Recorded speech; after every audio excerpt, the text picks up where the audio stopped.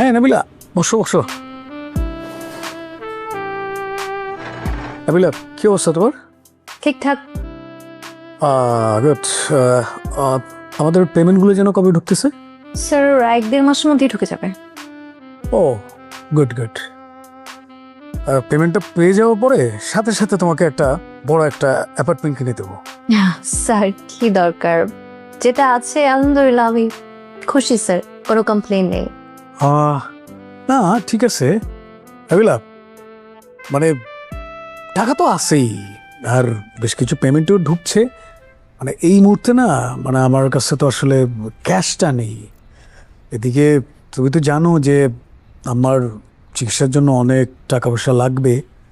তাই ভাবছিলাম যে মানে এই ফ্ল্যাটটা ওদেরকে হ্যান্ড ওভার করে দিলে দেন আমি কিছু ক্যাশ পেয়ে গেলাম। স্যার আপনি কি ফ্ল্যাটটা সেল করে দিতে চাচ্ছেন? না না, পেমেন্টটা আসলেই, বড় পেমেন্টটা আসলেই সাথে সাথে আমরা বড় ফ্ল্যাট কিনে ফেলবো। স্যার বড় ফ্ল্যাট দরকার নেই, কিন্তু স্যার এটা তো আমার একটা ড্রিম ছিল। ঢাকা শহরে আমার একটা নিজের ফ্ল্যাট হবে, নিজের বাসা হবে। আর আলহামদুলিল্লাহ স্যার আপনার মাধ্যমে আমার এই ড্রিমটা পূরণ হয়েছে। আর স্যার আপনি তো বলেছিলেন যে স্যালারি থেকে অ্যাডজাস্ট করবেন। ইনস্টলমেন্টও বেশি বাকি নেই, 5টার মতো বাকি আছে। এই সময় কি স্যারটা সেল করা ওয়াইজ হবে? আমি জানি না ঠিক হবে কিনা। আর স্যার নিজের বাসা, যত বড় বাসায় আপনি আবার কিনেন স্যার, এটার মতো তো হবে না। এটার সাথে আমার যে একটা কানেকশন তৈরি হয়ে গেছে, একটা মায়া জন্মে গেছে, এটা আমি কিভাবে, আমি জানি না স্যার। আমার স্বপ্ন, আমি কি করব, কি করা উচিত হবে। না okay, good good good, you are the right. মানে কারোর স্বপ্ন তো আসলে বিক্রি করা উচিত না। স্যার এই জন্যই আপনাকে আমার এত ভালো লাগে। আর কেউ না বুঝলেও আপনি আমাকে বোঝেন।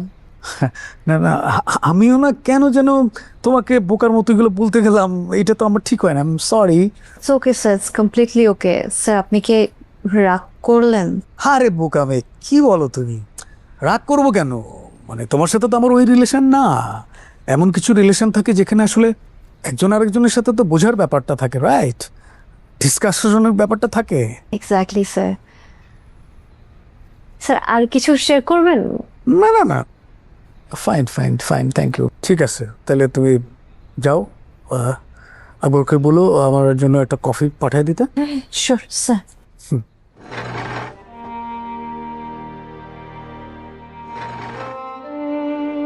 এই হচ্ছে, হয়ে যাবে, প্রসেস চলতেছে, এই সমস্ত আশ্বাস বাণী তো তুমি সবসময় দাও, কিছু মনে করো না। বিষয়টা অত্যন্ত সেন্সিটিভ। এই বিষয়ে তুমি কিছু করতে পারলে করে ফেলো, আর যদি না পারো তো সেটা তো আমাকে বলতে হবে।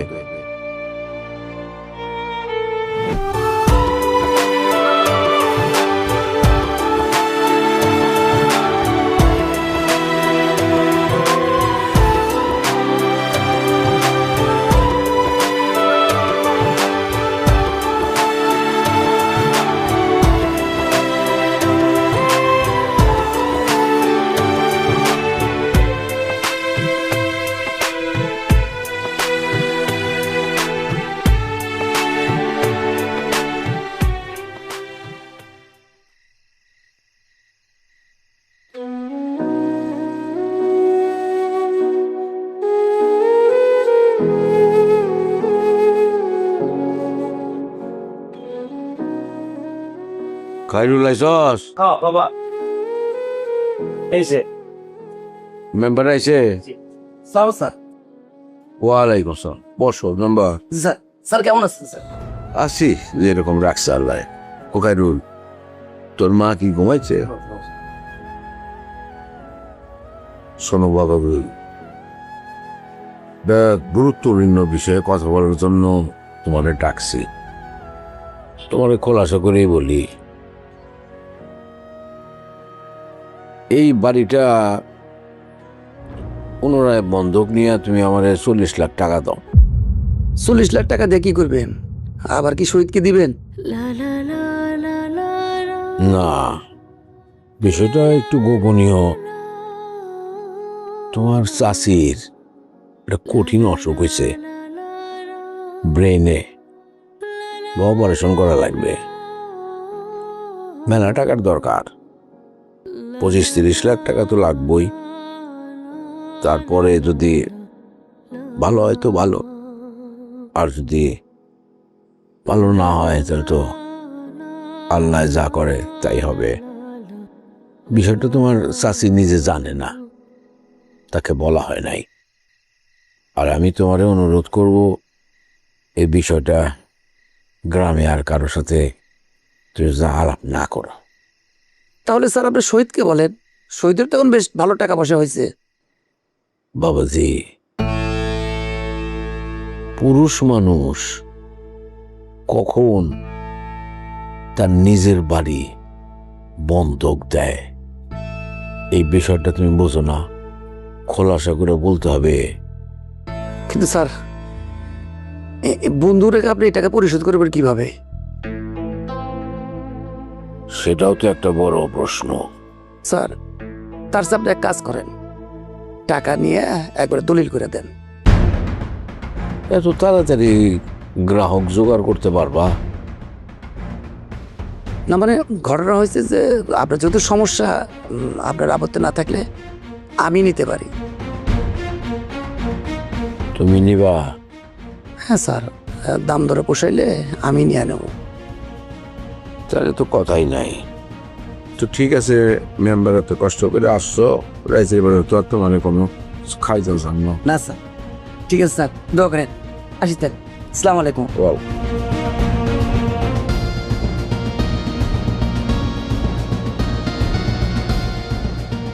বাবা কি করবো তাহলে?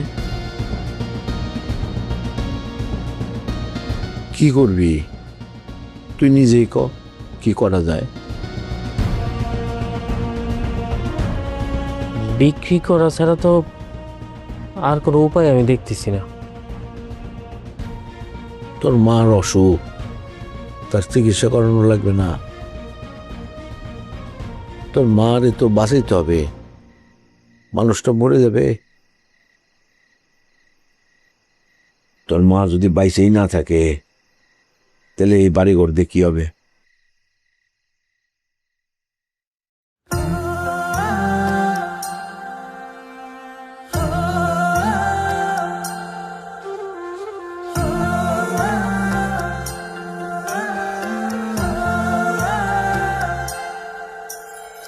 চন্দ্র সূর্য সবই আছে আগের ইকবাল, মতো সেই গাড়ি সাইড করো, তুমি এখানে নেমে যাচ্ছি।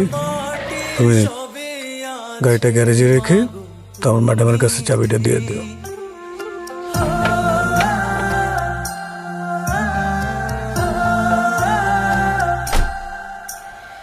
বিছানা চাদর সব গোছালো আছে সেভাবেই, উড়ছে ঘরে তোমার সুবাস শুধু। এই চিকিৎসা ব্যয় সম্পর্কে আমি ধারণা নিছি। তারা বলছে যে ভালো হাসপাতাল বা ক্লিনিকে করতে গেলে 25-30 লক্ষ টাকা লাগবে, আর সরকারি হাসপাতালে করলে এর চাইতে কম খরচে করা যায়। কিন্তু সেখানে একটা দীর্ঘসূত্রিতার ব্যাপার আছে। চিকিৎসা যদিও ভালো, মা গো মা, আ গো মা, মা গো মা। হ্যাঁ ওয়াহিদ, কি অবস্থা তোমার? আচ্ছা, ওই যে তুমি যে বলছিলা যে ওদের ব্যাপারে, ওইটা কি করলা? হ্যাঁ, আমি একটা সোর্স পাইছি ওই ফিলিপাইন্সে, আমার কিছু ভাই ব্রাদার আছে সেখানে, ওদেরকে আমি জিজ্ঞেস করছি। সবজি কিছু হ্যাঁ, তুমি আর তুমি পছন্দ তুমি করো যদি আমাকে রেটটা দাও, দেন আমি তোমার সাথে ওই বিষয় নিয়ে আলাপ করতে ভর্তা, পারি। সবজি খিচুড়ি করে হ্যাঁ, বুঝছো? কি আমার বলছো? সবাই খাইছে, তুমি কথা কইতে থাকো, হ্যাঁ, হ্যাঁ, আরে খাওয়াই দেই। হ্যাঁ তোমার, হ্যাঁ তুমি আমার জাস্ট রেটটা পাঠাও, দেন আমি তোমার সাথে কথা বলতেছি আর কি। ওকে, একটু পরে কথা বলতেছি। ওকে তুমি না এটা পছন্দ করো? আম্মা, আমি ফোনে কথা বলতেছি, তুই বারবার কেন এই টেনছো? আমি তো খাবো না এখন। আমি কি অত কিছু বুঝি, একটু খাইলো বাবা। আহা, আমি কথা বলতেছি, এর ভিতরে তুমি খাবারটা আমার নিয়ে এসছো, তো এটা হয়? কথা শেষ করতে তো দিলা না তুমি। খাইলো, ঠান্ডা হয়ে খাবো না তো মা। ঠান্ডা হয়ে যাবো, খাইলো বাবা না ভালো। পুরো আমার আর খিদা নাই, তুমি জোর করতেছো কেন আমাকে? আমার খিদা লাগলে তো আমি খাইতাম। বৌমারা সবাই খাইছে। কেউ তারা খাইলে খাক, আমি কি করবো?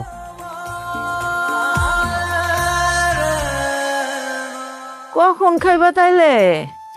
খায় নিব নে। বাইরে আনছি, খাইতো না।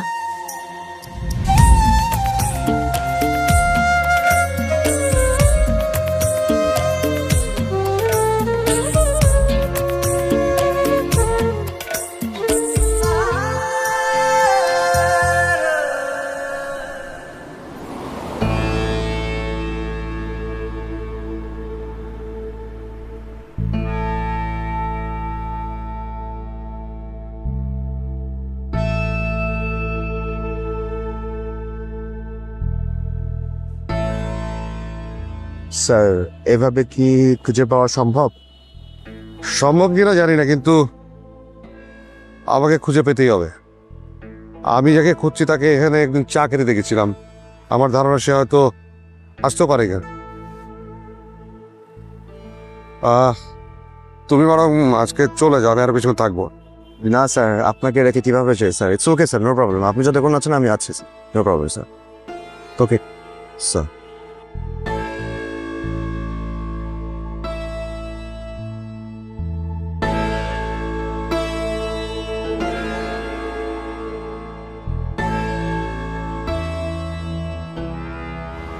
এটা আমাদেরই গল্প, হ্যাঁ এটা আমাদেরই গল্প,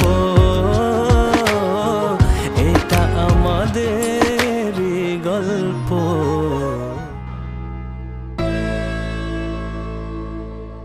আসসালামু আলাইকুম। ওহো, ওয়ালাইকুম সালাম। কেমন আছো শহীদ? এই তো আসি। হাতে কেমন আছেন আঙ্কেল? খুব ভালো রাখছে আল্লাহ। তা মাত্র আসলা?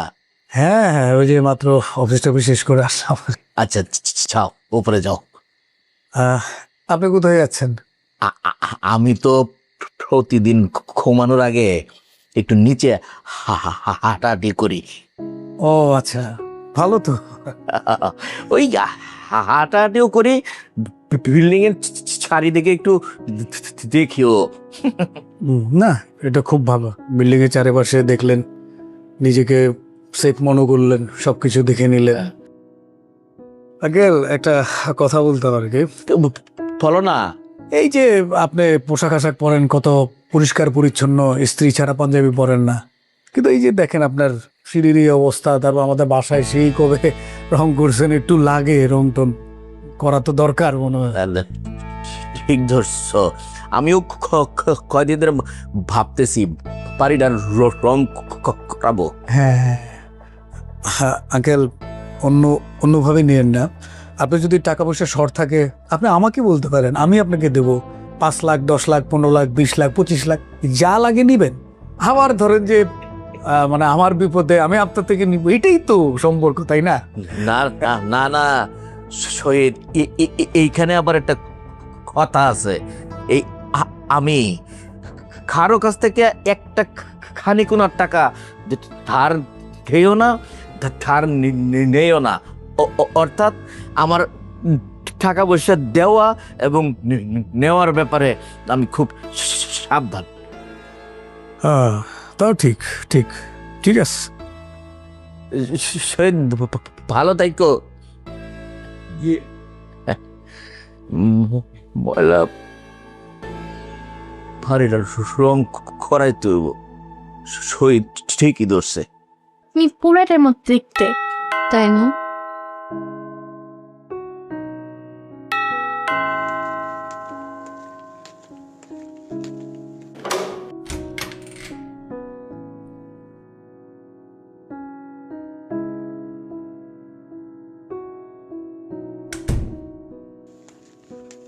ভাইয়া, হ্যাঁ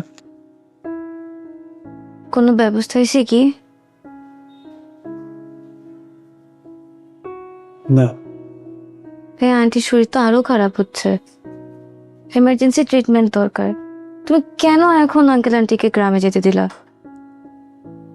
অনেক টাকাও তো লাগবে, আঙ্কেলকে সাপোর্ট করার মতন তুমি ছাড়া তো কেউ নাই। প্লিজ তাড়াতাড়ি কিছু একটা করো, তুমি ছাড়া তাদের আছে কে?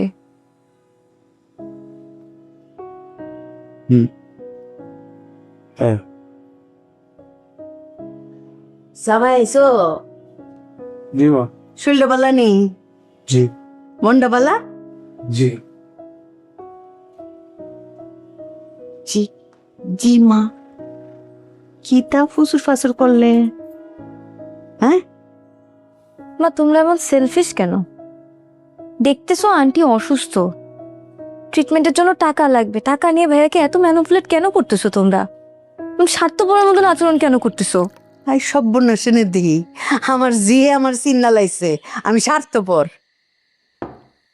আমি স্বার্থপর কারণ আমি মা, আমি তোর মা, মৌয়ের মা, নবাবের মা। মায়েরা স্বার্থপরই হয়, তোর কারণেই আমি স্বার্থপর। যেদিন আমি থাকবো না সেদিন বুঝবে আমি কি কারণে স্বার্থপর আসলাম, আমি কেডা আসলাম। দুনিয়াটা অনেক কষ্টের মায়ও, অনেক কষ্টের।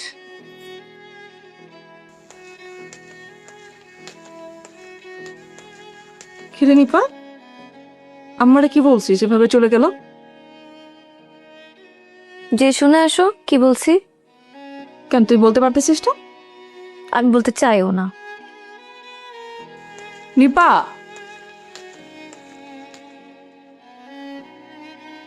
পাজাম্মু যাও বলতে চাও।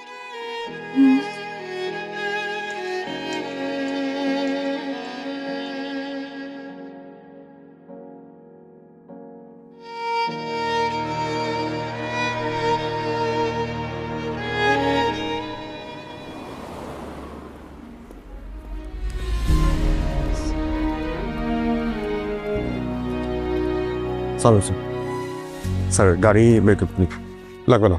Sure sir?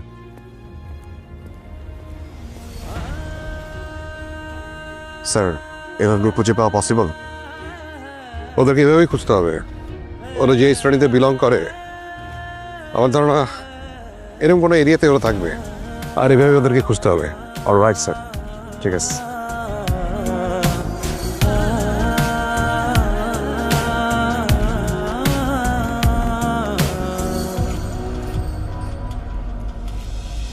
তোমাকে হারিয়ে ফেলেছি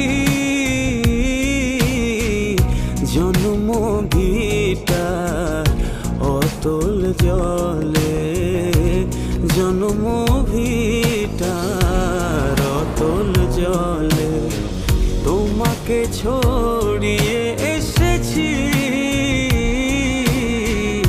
ধান উড়ানো মাটির তলে, ধান উড়ানো মাটির তলে।